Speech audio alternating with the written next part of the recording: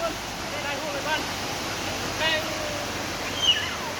พี่น้าเนี่ยต้องดีนะ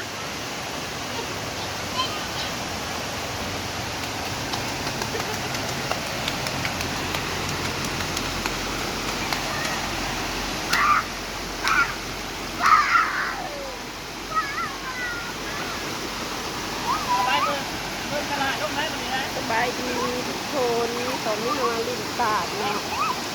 จากบ้านโพนยาง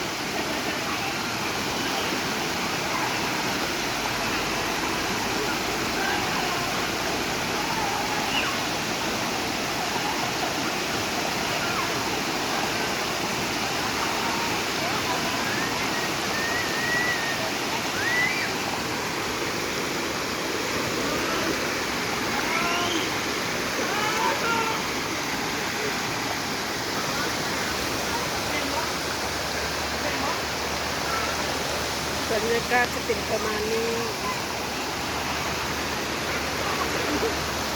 มีตู่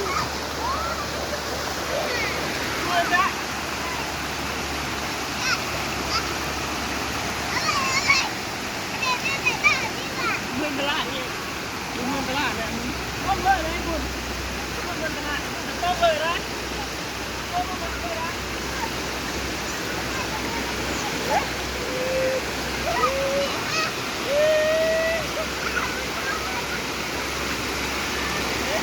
ตลาดต้องพูดต้องเลยนะ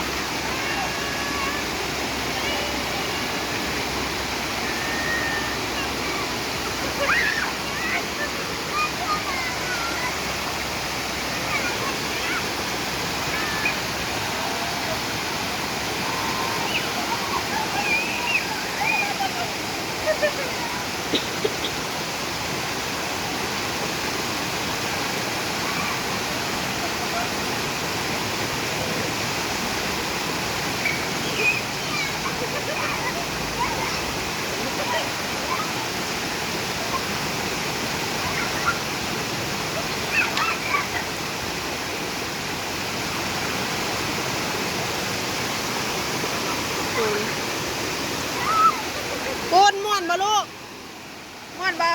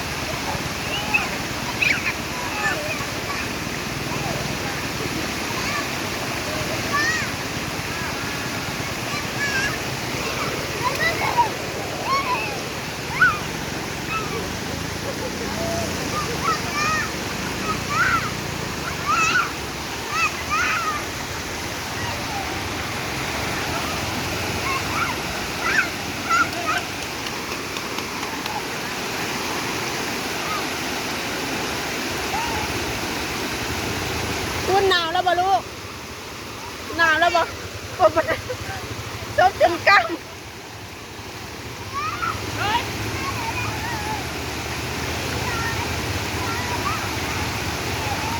เจ็บได้ลงวางนี่เจ็บได้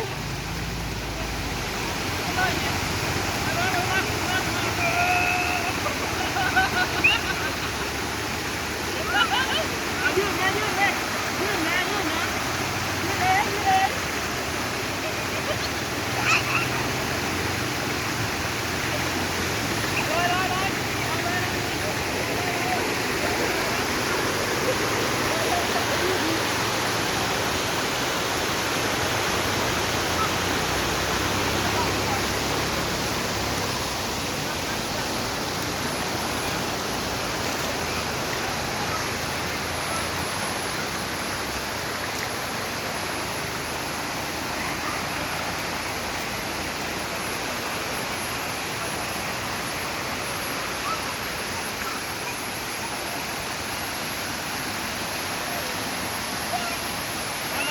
มันต้องผ่านก่อนมันต้องผ่านก่อน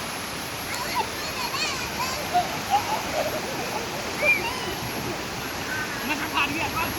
มันต้องผ่านก่อนมันต้องผ่านก่อนมันผ่านก็มันมันต้องผ่านตรงนี้ไล่แล้วไล่แล้วไล่เลยมาก็สัมผัสดีมาสัมผัสก่อนก่อนต้องหนีเขาอยู่ใจก่อนฮะเขามาสัมผัสบอกไหมบอกก่อนบอกก่อนบอกนังคุ้นก่อนนี่นะบอกนังคุ้นนี่นะบอกนังคุ้นก่อนบอกนังคุ้นนี่นะบอกนังคุ้นก็เป็นใจกันบอกนังคุ้นก่อนเอาก่อนโพธานี่นะเข้ามาลินการยังมีชื่อวะได้นะจะช่วยเนาะโอแม่น ตาดโพนยาง โดยม้วนบ่มีไผแน่ ม้วนร้ายอยู่ที่น้ำตาลร้ายมีน้ำตาลร้ายอีกเข้ามาขี่รถจักรลงมาเลยขี่รถแดงมาเลยอันนั้นได้อีกโอ้ยน้ำใสเย็นที่มีหอมไหม้อยู่นี่นะ เขามาจากคนกูนมาจากคน เขามาจากคนเขามามีใครเนี่ยมีใครอีกมีชาวบุญทุบบ่ รวมทั้งมาจากคนคนเขา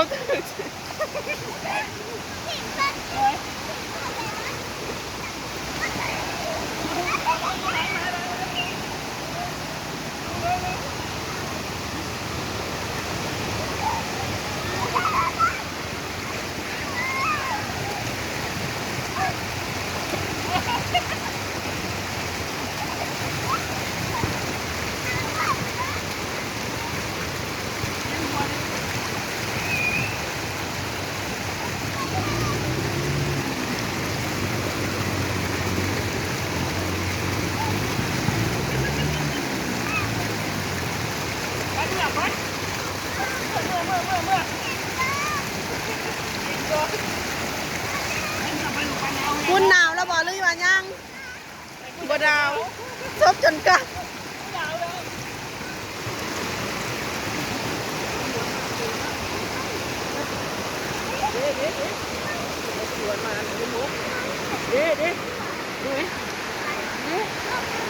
โมเมนต์บอก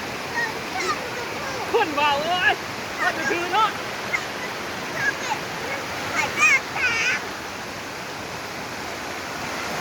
โอ้จะบัวดิจะบัว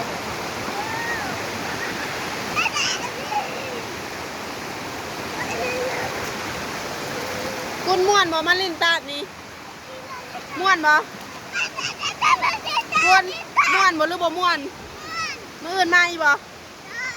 หนาวแล้วบ่หรือยังแม่นบ่ นะชอบจะกำนะหน้าอยู่